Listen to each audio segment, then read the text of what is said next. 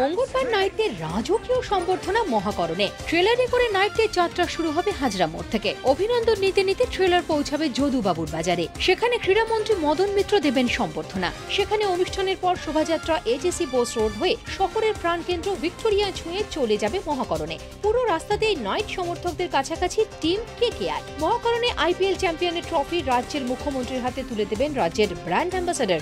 রাজ্য সরকারের পক্ষ থেকে নাইটদের দেওয়া হবে সম্বর্ধনা। সেখান থেকে নাইটদের গন্তব্য ইডেন গার্ডেন্স। সেখানে থাকবে কলকাতা কর্পোরেশনের পক্ষ থেকেও সম্বর্ধনা। সকাল 11টা থেকে শুরু হবে অনুষ্ঠান, শেষ করা হবে দুপুর 1টার মধ্যে। কেকেআরের বিদেশি খেলোয়াড়দের কথা ভেবেই এমন ব্যবস্থা। সোমবার মহাকরণে জানালেন মুখ্যমন্ত্রী মমতা বন্দ্যোপাধ্যায়। যাওয়ার সময় বলেছিল, দিদি যদি আমরা চ্যাম্পিয়ন হই তাহলে আমি কলকাতায় আসব এবং আমি কিন্তু 4 ঘন্টার নিচে কলকাতায় একটা প্রোগ্রাম করব। ইডেনে যেহেতু খেলেছে আর ক্রিকেটের ইডেনটা একটা জায়গা, ইডেনেই সম্বর্ধনাটা হবে। ইডেনে যারা আসতে চান তারা যেন সকাল 10টার মধ্যে ঢুকে যাবে।